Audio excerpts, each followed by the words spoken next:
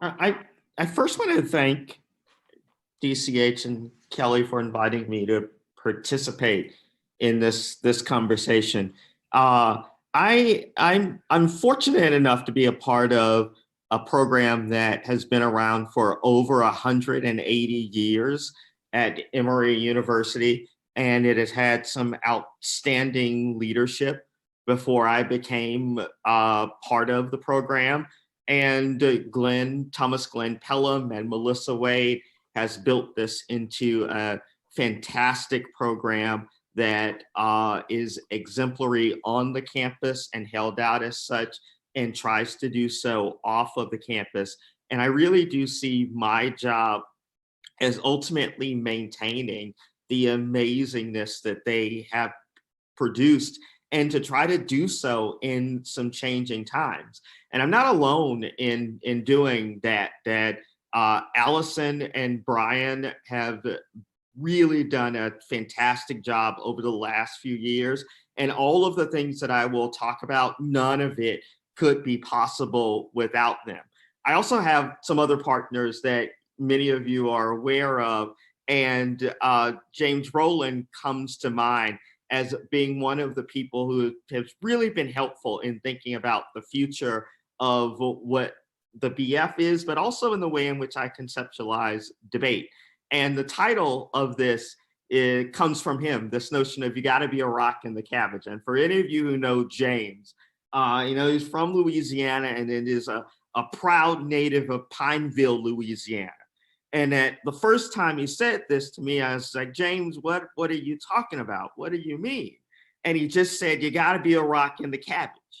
And it was a couple of other times where finally he got around to explaining to me what that is. And for him, this notion of that, if you're a rock in the cabbage, the only way for you to ultimately remove the rock from a cabbage is to destroy the cabbage. That you got to get through it, you got to rip off the leaves and finally get to the rock. And so for him, this notion of a rock in the cabbage is that ultimately you have to destroy yourself, be self-disruptive in order to get rid of the rock. So being the rock is to be something that becomes instrumental to that particular entity. And to get rid of you is to disrupt who you are and what you're doing. And so I'm thinking about the BF, and I'm thinking about debate as a whole, of how do we become instrumental to our institutions, our debate, our universities, our colleges, to such a degree that to get rid of us is to engage in a disruptive act. And I'm thinking about this notion of partnerships as a part of that. And that when we go to tournaments, when we are away, do we have people who are on our campuses that are speaking to our virtue, that are talking about what we're doing in meetings, even though we're not there? Rock in the cabbage, thinking about partners who are capable of serving that particular role for what we're doing. And now I'll get to introducing myself a little bit. I serve as the senior director of the Alvin W. Barkley Forum for Debate, Deliberation, and Dialogue. And I mention that because what we do has expanded beyond the notion of just debate, that we are also very much interested in trying to cultivate an environment where people want to talk about their differences and engage with folks who are different from who they are, whether it's around questions of race, whether it's around questions of gender, or whether it's even around questions of social hierarchy, whether we're talking about positionality of how you exist on a college campus and beyond. I also serve as the Senior Director of Faculty Inclusion for the Emory College of Arts and Sciences. And that's a new role that I've been brought into, and I'll talk a little bit more about that because its origins have a lot to do with this notion of strategic partnerships. I'll talk about this in a couple of ways, but there are a couple of assumptions that I make in this next few minutes or lots of minutes that we have together in talking about this that I think that I have to sort of share, because I think that those assumptions drive a lot of the ways in which I think about what we do or how I exist on Emory's campus. One is that I assume that I am not the ultimate decider of the existence of debate at Emory University or the level of support that the institution provides. There is somebody else who is making a decision about our budgets. There's somebody else who is making decisions about our salary line. There's somebody else who is ultimately making a decision around whether or not debate will continue to exist on our campus. I'm not the ultimate decider. Second is that the controlling forces at the institution sees debate as a means to another end, that they have a set of goals and objectives that they're trying to achieve, and that debate helps them to achieve those particular goals. For some, it is retaining students. For others, it is acquiring and having them develop a set of skills around critical thinking, around research that allows for them to move into the workforce or to become better citizens who can participate in our democracy. But debate in and of itself is not an end, it is a means to an end. And the last assumption that I make about the work that we do on our campus is that I really have a lot of flexibility on delivering the results and crafting the messaging around what those results are and how they should be interpreted. That's true because I work with a lot of people, and the people who are those ultimate deciders, they know about debate, but they don't necessarily know the intricate details about debate. They have thoughts about how debate helps to achieve the goals that they have, but they don't always know how it does that. And so in crafting a conversation about what we are achieving and what it is that we do, that gives us a tremendous amount of flexibility in thinking about that. So there are places in which I think that I have a limited power and authority, but there are also places in which I think that I have a lot of that. And I think that that's true for all of us as we go about thinking about this. There's a roadmap for the rest of our conversation. First is I want to discuss some of the challenges that higher education is facing, particularly and how those will impact debate programs, how they've impacted us, how I think that they're impacting you, and how I think that we should be thinking about those as a collective. Second, I want to talk about some of the strategies as far as partnerships on the campus that I think can insulate us from some of those larger challenges that we are facing now, and I think will increasingly be facing. And third, I'll talk about those ultimately in the context of Emory University. All advice is autobiographical. It comes from a particular set of experiences, and the experiences that I will draw on are my last 15 years at Emory University. I understand that some of this will not apply to some particular programs. We exist within the Student Affairs Division of Emory University. Some of you exist within an honors college or the Department of Communication Studies, that we have a history that is honored on our campus, that some of you are just getting started in building programs. But I think that there will be something to draw and pull from all of this for all of us, regardless of how our programs are situated at our institutions. Institutions of higher education are multiversity. Clark Kerr was really the architect of the California higher education system in the 1960s. And one of the arguments that Clark Kerr made in building that massive system that we look at in California now is that what a university does is different depending upon who is looking at it, that it provides and fulfills lots of different interests, and that different players have different things that they're trying to achieve. And that ultimately what we will produce and what gets highlighted and privileged will be different depending upon where we are at particular moments. But it ultimately means that we're competing for resources, for opportunities.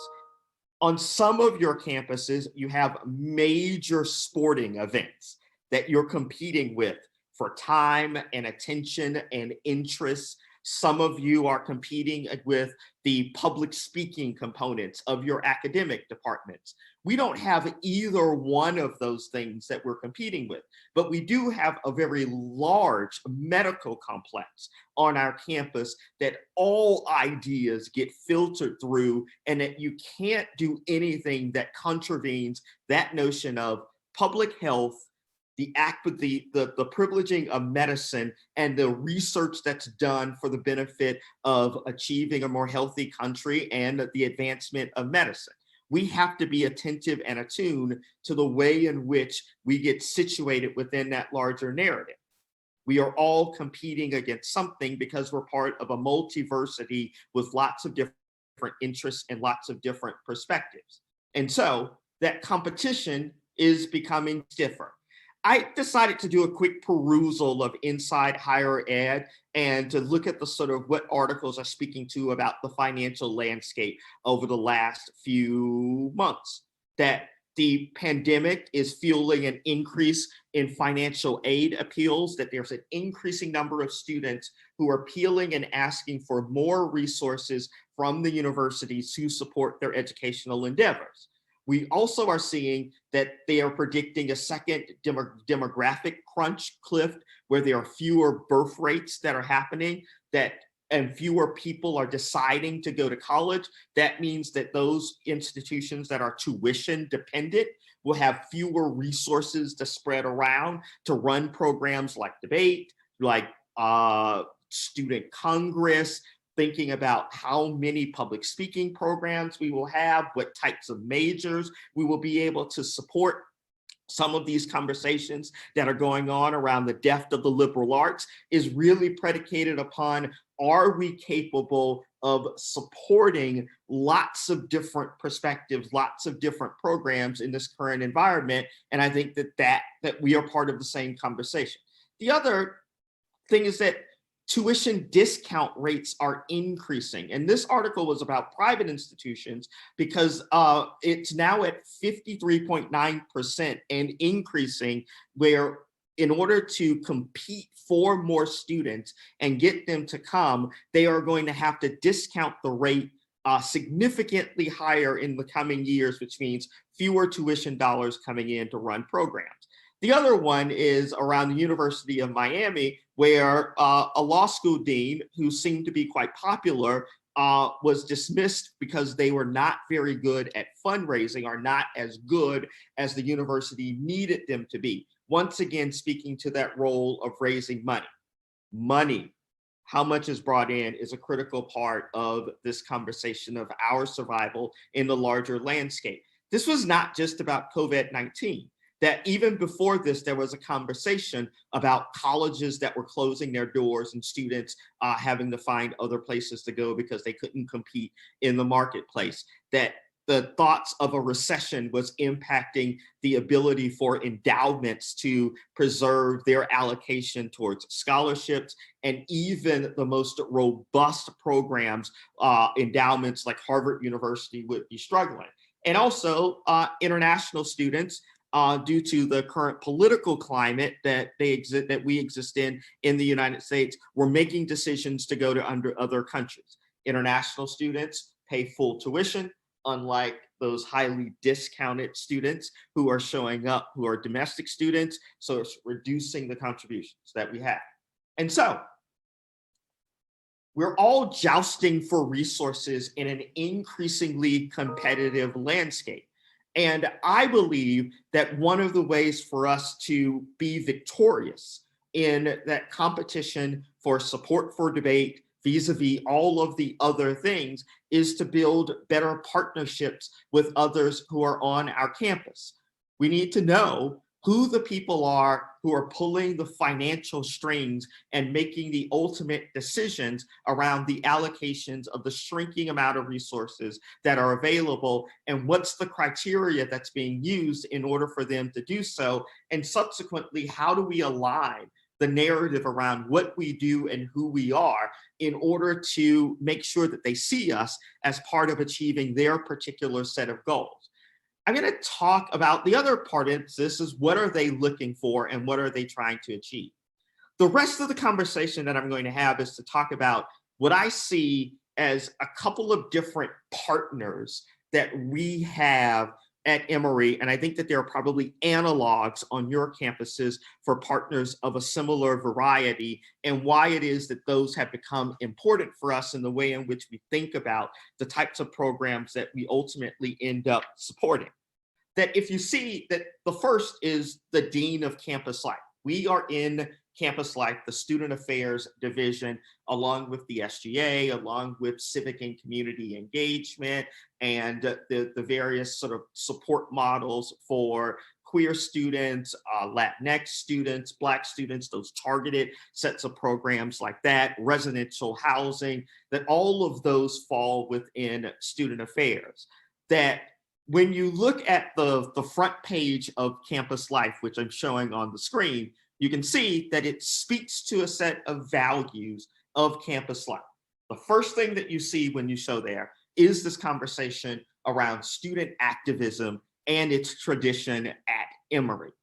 I think that this is important because it identifies that one of the core sets of values of the place that the Barclay Forum is situated is one that is around attending to the needs of students to cultivate their voice, to challenge institutions, to also check those sets of structures that they find to be oppressive, to also find capacities and resources for them to challenge institutional norms around racism, sexism, gendered forms of domination. And for us, we need to think about how do we align with that particular with that particular mission that exists if we want to maintain, preserve, and thrive within campus life under the current dean of campus life. That is a conversation we need to be a part of. Very early on in her tenure, she sent a memo to the senior staff, which I happened to be on. And this memo identified what she thought would be the set of strategic priorities under her new tenure and in the year of 2020 to 2021. And what we started to have conversations about was where are there places in which debate fits within some of these particular themes? That is it integrated health and wellness? Probably not. Are there parts of this where we can engage in conversations around inclusion and equity? More than likely. Are there ways in which we think about notions of loneliness and belonging and onboarding students so they want to remain on the campus? Absolutely. A lot of the work that all of us do is around that. If we think about the ways in which our squad rooms function, if we think about the ways in which debate tournaments function, the meals after debate rounds, those times in the hotel, the collegiality, the support that we provide for students and students provide for each other, both when they are victorious and when they fail at winning a particular round, all of that is about creating a sense of belonging. How do we talk about what we do within the language of student affairs has become an important part of us thinking about who we are. The other is developing a suite of programs that allows for us to more directly tap into these conversations around equity, inclusion, and belonging. And so after this, we created a program that we've dubbed Debate, Dinner, and Dialogue, where we would partner with some of our colleagues in student affairs. This one was with the Center for Women at Emory, where they wanted to create opportunities for the students who were frequenting their space to have a conversation about the pro-choice movement and reproductive justice. And what we did to support that was to get two students who would have a debate where they delivered a couple of speeches about two controversial sides of this conversation. And then over dinner, the tables would have conversations about the various perspectives that were offered and what are ways in which they could move this forward. And then we had a large open group conversation where we debriefed that issue. It wasn't a full-scale public debate. There weren't any judges who were there, but it was using debate to open up a conversation, and it was creating what I've identified as a strategic partner. Chanel Tanner, who is the director of the Center for Women at Emory, has become one of the strongest advocates that we have on our campus. Whenever she shows up in a meeting and people are talking or identifying, well, we need to figure out strategies for how do we get students to talk about and across their differences instead of the Center for Women or other identity centers talking about their particular work. They talk about their partnership with the BF and the level of expertise that we bring in that regard. So we were at debate tournaments. Chanel and others are in meetings talking about the value that our students and our coaches bring to transforming and creating the type of climate that aligns with these questions of how do we create a more equitable, inclusive, and sense of belonging on our campus. Those events, yes, take some planning time, but we're partnering with other offices, and most of it is getting a couple of students to show up and do some debates and be attentive to facilitating those conversations on the back end. The other partner that shows up for us, and this is probably different from for some other people, is Emory College. Emory College is made up of 50 plus programs, our departments, over 550 professors, and the college views things a little bit differently than campus life. Campus life is on the side of belonging. It is on the side of creating a hospitable environment where students feel nurtured, where students feel as if this is a place where they can develop emotionally. Emory College is about thinking about the intellectual development of students. And so debate becomes one of the access points into Emory College that's very different from the other student affairs kinds of issues that we're talking about. I had a conversation earlier with Ed Panetta when we were talking about engaging administrators. And one of the things that we both stumbled on was to think about how do we talk about success or even tournament success. And there won't be a lot of conversations here about tournament success because I think that those strategic partnerships are rarely about that particular angle of what's going on. But one of the things that we both stumbled on in talking about that is that each of us had a story about the difference between having a tournament success at Vanderbilt University, as an example. What was a regional tournament in the Southeast, where both Emory and the University of Georgia had previously won that tournament. And the amount of publicity and campus-wide energy that was generated among administrators over that success at that tournament versus something like being a top 5 first round at large bid to the NDT, where both the University of Georgia and Emory University has had that.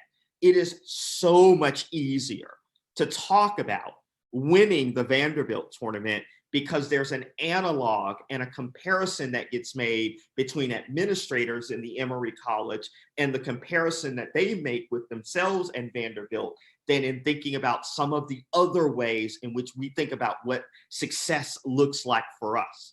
And so for each of us, winning the Vanderbilt tournament was something that gave us a significant amount of support, increased opportunities to speak to budgetary allocations, opportunities to make comparisons with peer and aspirational institutions. And that gets to one of the ways in which it's a little different at times between what our peers want and need, peers being directors and coaches that we spend our weekends with, and what the people who are on our campus who are making some of the decisions around budgetary allocations are thinking about.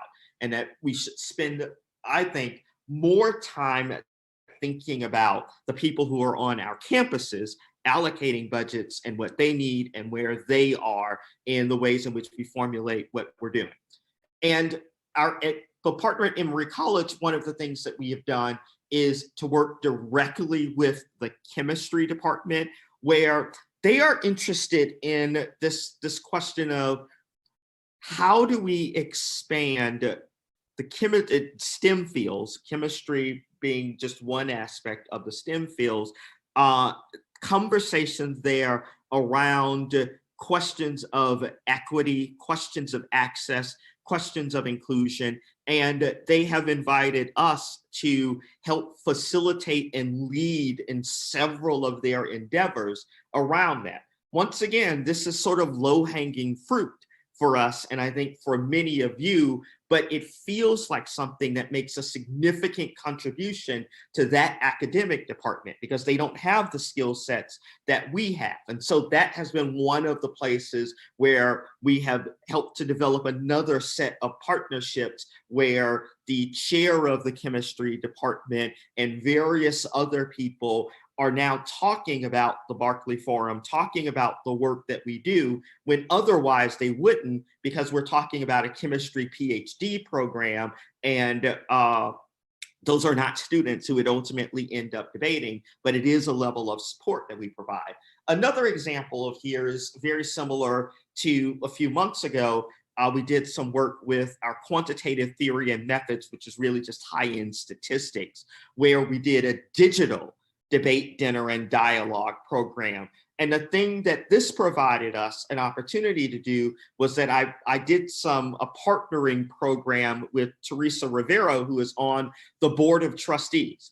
This then became an opportunity for me to have a conversation with Teresa about the debate team, about the resources that we need, and because Teresa also serves as the representative for campus life and student affairs on the board of trustees. So it opened up an opportunity for some conversations around the overall needs of the Barkley Forum, our debate programs, our dialogue programs that I otherwise wouldn't have had other than us participating and partnering with the college and the QTM to do so. So thinking about, I know that some of you may be thinking that, wow, how are you doing all of this stuff along with preparing students to compete at a tournament, getting them online, recruiting more students to be active? And I know that it's a challenge and it's difficult. And I also know that we are situated in some ways, at times it's different from some other programs, but this part of the directing piece, I think, is what's vital for sustaining programs. That having someone on the board of trustees who knows about the programs that you are doing and the success, who can vouch for you at the level of the board of trustees, is so vitally important. Having your department chair who speaks in glowing accolades of the work that you do as an individual to support the department is really vital and important. Having colleagues that are not part of your debate program, but they see its value as supporting the work that they do, also extends the network that you have. I think that it was Elise who talked about force multipliers, and I see this as part of that. How do you multiply the force of people who are on your campus talking about your program, talking about its value, and talking about why it's a rock in the cabbage. That if we tried to get rid of it, it would be disruptive to the Center of Women, it would be disruptive to QTM, it would be disruptive to the chemistry department. That's when we get to a place where I think that our programs become more sustainable. We also, I see advancement and alumni engagement as also one of those places where there is a critical partnership that we have. And one of the programs that we do, this is not just us asking them for more money or asking them to do the legwork to connect us to an alum. What we try to do is to make sure that that partnership is one that is give and take, and that we are giving as much as we are taking. So in the center of the screen, you'll see Melissa Maxey Wade with the nice hair at the bottom, who is the former executive director of the Barclay Forum. Above her is Jesse Arnidis, who is the senior director of advancement and alumni engagement. And this is the person who is primarily responsible for raising money for all of campus life. And what she was interested in is a series of programs that could connect her to both BF alums, but also other alums in general. And so we created the series of programs that we ultimately ended up dubbing the Squad Room Conversations, where we would invite alums to come in and talk about different sets of issues. We then did a couple of these with folks who Jesse targeted as people that they wanted to bring in who had nothing to do with the Barclay Forum. We did not know these people, they didn't debate, but they participated in some similar events in this particular model because that's what Jesse wanted. We tried to oblige because it's a give and take.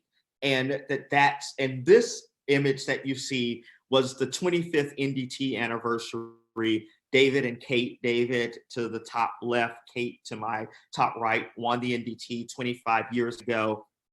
Jamie McCowan was one of their coaches, along with Melissa Wade, and we brought them in and talked with them about that year, from preparing for the first tournament to going 0-8 at the Kentucky round robin, to winning being AF, all of the elim rounds at the NDT, and when winning that tournament, what were the trials and tribulations of that? And part of it was connecting with alums, but also supporting Jesse in connecting with alums. That has paved its way towards some work that we're doing with Jesse over the upcoming capital campaign that Emory will be involved in the fall. So partnerships, giving of our time, of our energy, of our resources to plant some seeds for long-term sustainability and other resources that are available. For us, and this is one that I think may be unique for us, but I'll speak to it because I think that there are some places in which there are some unique set of values based upon where your program is situated, that faculty engagement is vitally important from a campus life perspective. That some of the data that has been informative of the way in which Emory, big E Emory, has started to think about student retention is that if you can increase the amount of faculty engagement out of the classroom, the data has indicated that those students' academic performance is better and they're less likely to transfer out of the university. So they're looking for ways of getting faculty members to engage students out of the classroom. What this picture of is some work that we did with Wes Longhofer, where he put together this program that he called Fuck Up Night, where he got some members of the campus, staff members, faculty members, to just talk about some ways in which they have failed in order to get students to move beyond the stigma of failure. This is also translated into a set of subsequent programs that we've done with Wes, where he has now become one of the biggest advocates of the Barclay Forum and debate in the business school, supporting his program turned into support for some other things that we do. But we also have this program called the BF Faculty Scholar, where we invite and Brian Klarman is the person who leads up this portion of the programming. We invite a scholar, a faculty member, to come in and deliver 2 lectures in the fall, 2 in the spring, where they just talk about their interpretation of the topic. And that's one of the ways in which we fulfill the mission of faculty engagement. It also, when we think about notions of service requirements that you all have, who are faculty members, unlike us staff folk, that it becomes, for those people, one of the ways in which they get to talk about their service component in a way that's aligned with them just sharing their scholarship with other students. Because we're in campus life, that faculty engagement piece is important. Unlike you, who are in a communication studies department, unlike you, who are faculty members already, that faculty engagement piece is already a part of where you are. But what I would encourage you to do is to think about, what is it about where you're situated within your academic institution that has a particularly unique set of needs and values, like faculty engagement is for us, and how are you situated in order to help achieve those particular sets of things. The other one is also a larger Emory University mission, which is about moving through it, getting students off of the campus and into Atlanta and beyond. This was pre-COVID-19. Where we were finding that far too many students, or we felt that far too many students would show up to the campus and spend all of their time on the campus, cloistered there, and not experiencing the larger Atlanta area with all of the cultural richness that it has. And so that there were some incentives that were built in and encouragements around sort of the mission and vision to do that, get students into the Atlanta area off of the campus. And so one of the programs that we did was we started to partner with the National Center for Civil and Human Rights to develop some programming around getting students to use the museum as research, as artifact, and have conversations about important issues. This flyer is around a program that we did using Carol Anderson's One Person, No Vote book, and have students make proposals in the museum around what they could do in order to secure voting rights. And we invited a few different universities to come in and hang out with us to do that. And this was part of getting students off of the campus. We also did some partnering with the National Center for Civil and Human Rights online this year, where we partnered with Vanderbilt University and the National Center for Civil and Human Rights, where we talked about Confederate memorialization and what are ways in which that shows up within their local communities and how that works. And so, once again, driven by mission and vision of the larger university and trying to figure out what are ways in which we can help achieve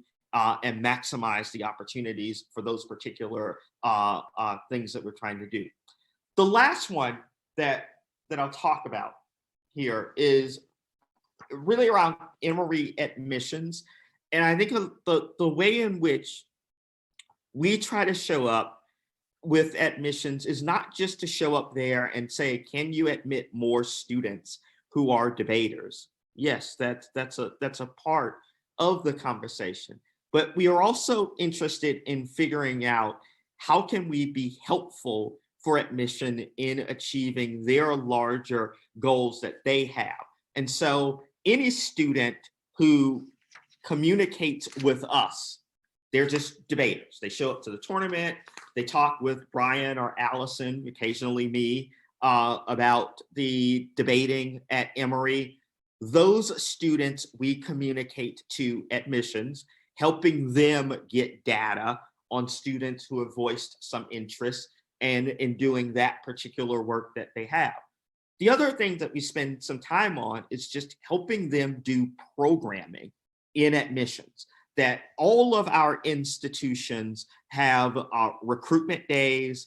All of our institutions bring in students that we're trying to matriculate and convert into students in April and May. And what we do, and we have increasingly been asked to do so, is to volunteer to do programming for them. They are always looking for interesting ways in order to engage those students. We have a skill set around debate. We have skill sets around dialogue. We have skill sets around crafting argument and crafting topics and getting students talking about things. And so in March, April, and May, some of our time during the height of the debate season is spent working with the admission office to structure programs that helps to convert some of the students who are on the fence about whether they'll come to Emory in order to do that. And so we do structured programs that way. I will,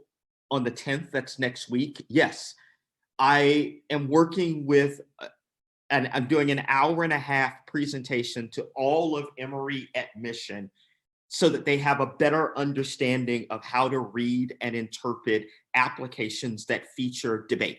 So they have questions about what's the difference between Model UN and Lincoln Douglas and public forum and two-person team policy debate.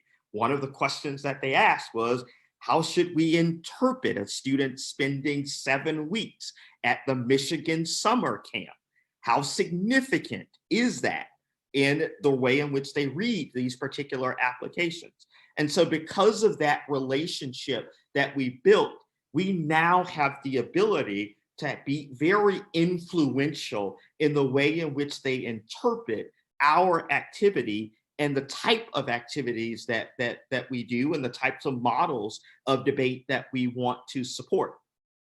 The other thing that has come from this relationship with admission is that debate has, within my time period at Emory, has become part of the tour that happens.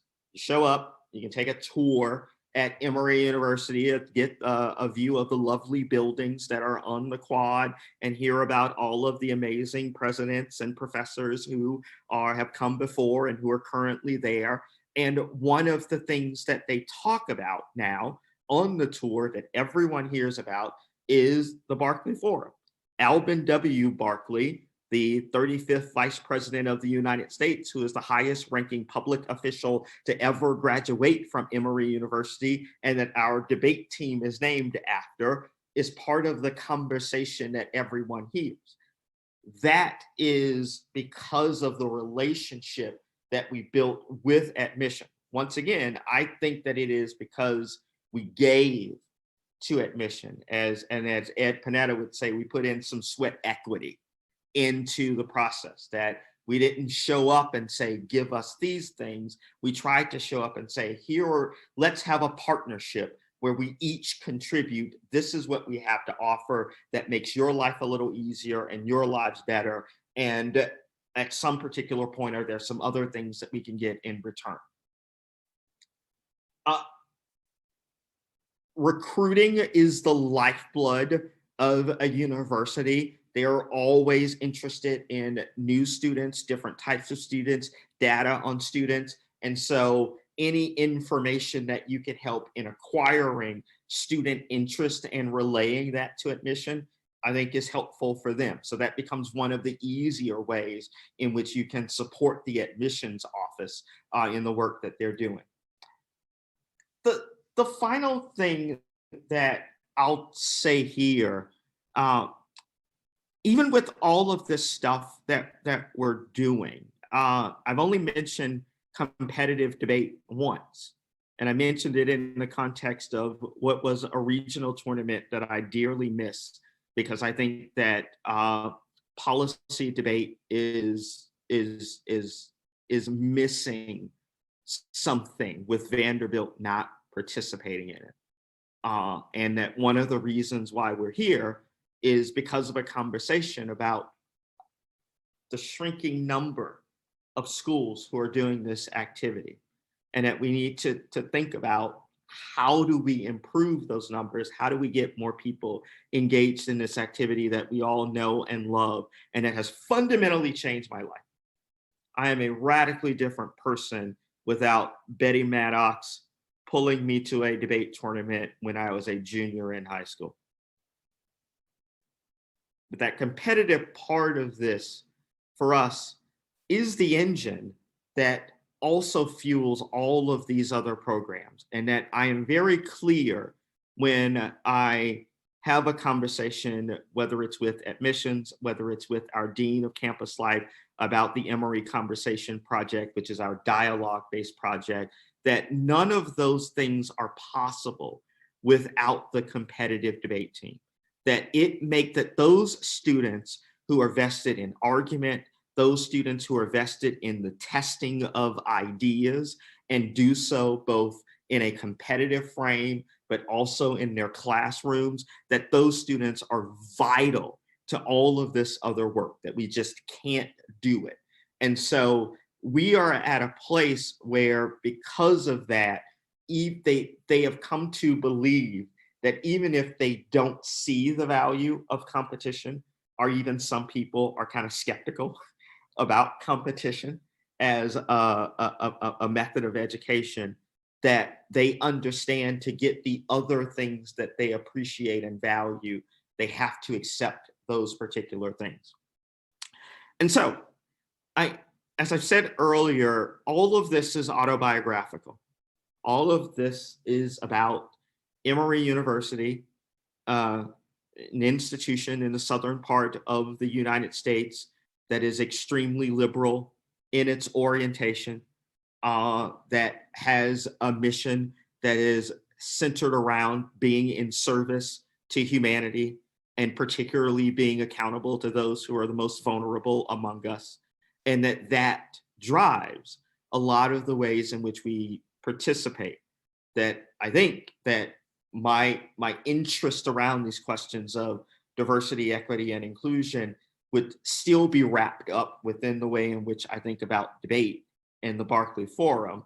But it's so much easier being at Emory University, because that's the direction that Campus Life is heading, and that's the direction that the work in the college is heading. What's beneficial for us writ large as the Barclay Forum is that they are increasingly seeing the work that we do with debate as tied to that particular set of values around diversity, equity, and inclusion. And so we're looking for strategic partners. We're looking for ways to figure out how we can be the rock in the cabbage. And so I hope that there are some things that you can glean from this, of directions that you can go in. And I hope that you see it as an invitation to share some of the things with us that you are doing, because these things are always changing, and we need to always figure out ways of moving, adjusting, and dealing with the transitions in higher education that we're all experiencing. So thank you for listening. Thank you for hanging out with me.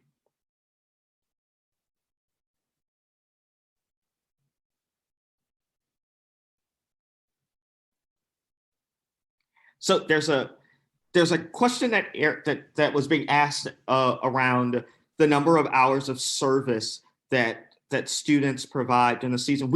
Our students are still part of.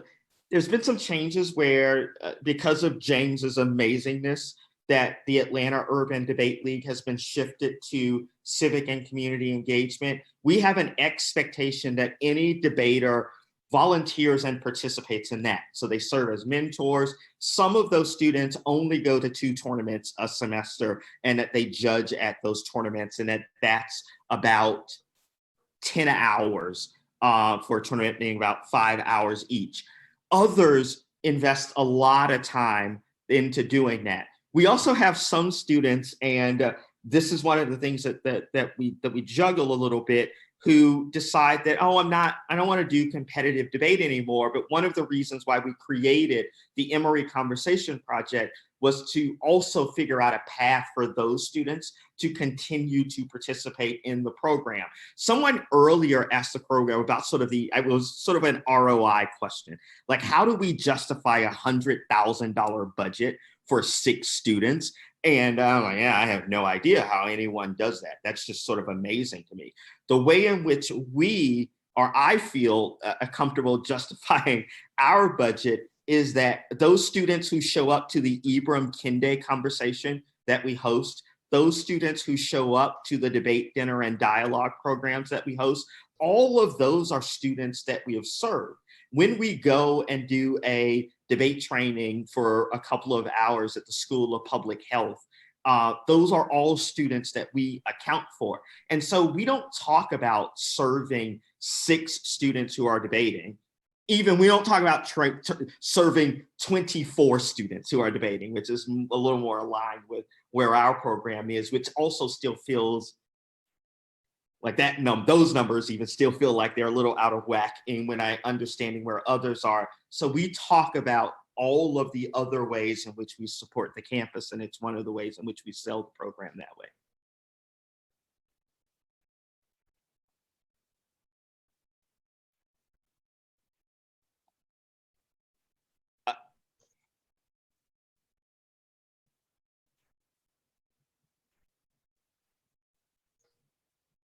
So at the Emory Conversation Project, we were a lot of you know Bill Newnham, who was the longtime associate director of the Barclay Forum. When Bill Newnham retired, we had some flexibility around what we could do with that salary line. So once again, being a little fortunate that they didn't just take it. And we hired someone who would move into a position of administering the Emory Conversation Project. And we have modeled that very much like a debate team.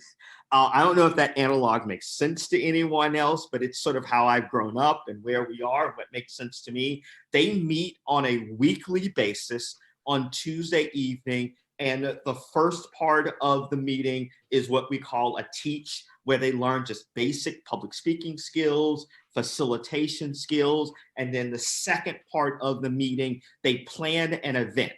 And that these events are usually with some other student group where they're going to talk about some controversial issue and bring others to the event to do so.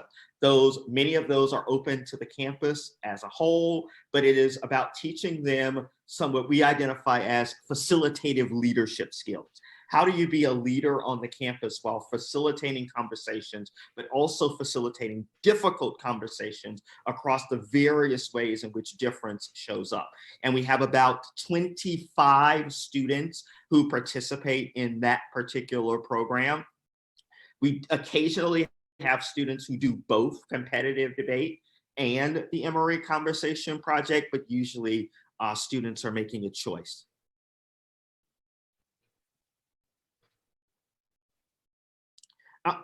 And there was a question about sort of how do we convey expectations and keep people positive.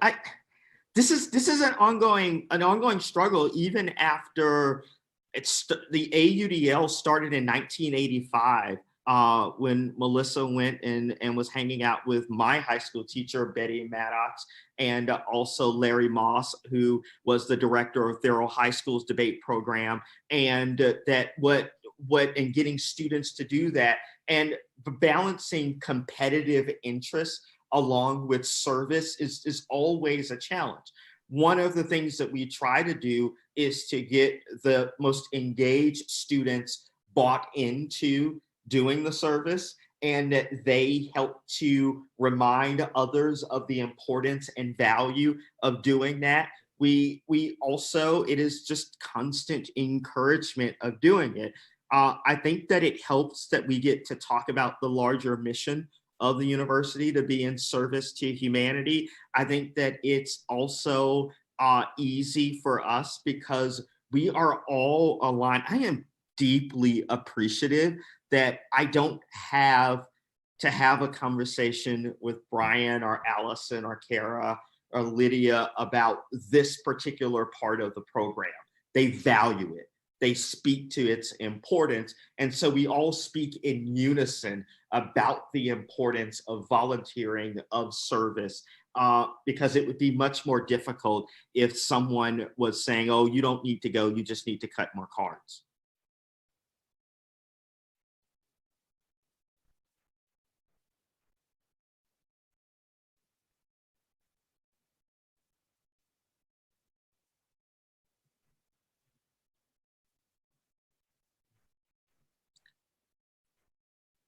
and I am available. Any other questions about any aspect of this, in any of it, feel free to shoot me an email. And I'm interested in talking about this stuff. That I, as I've said, that I am not here absent a high school teacher saying, no, you need some extra credit. You're going to go to a debate tournament, and that's the only way that you're going to pass this English class. And that my life is just radically changed because of debate. And I have some concerns about the opportunities that will be afforded to folks who are like me, coming up with similar experiences, in need of something like debate that will help them get through college, that will be a place that will allow for them to be intellectually curious. So I'm vested, I'm wedded. I'm very much interested in making sure that we get through this together and do the best that we can.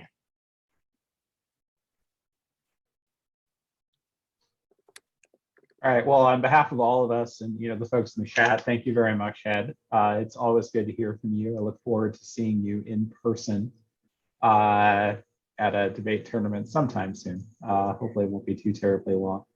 Thank you, everybody, for the work that you've done today. I know many of you probably have things you're going to be doing tonight.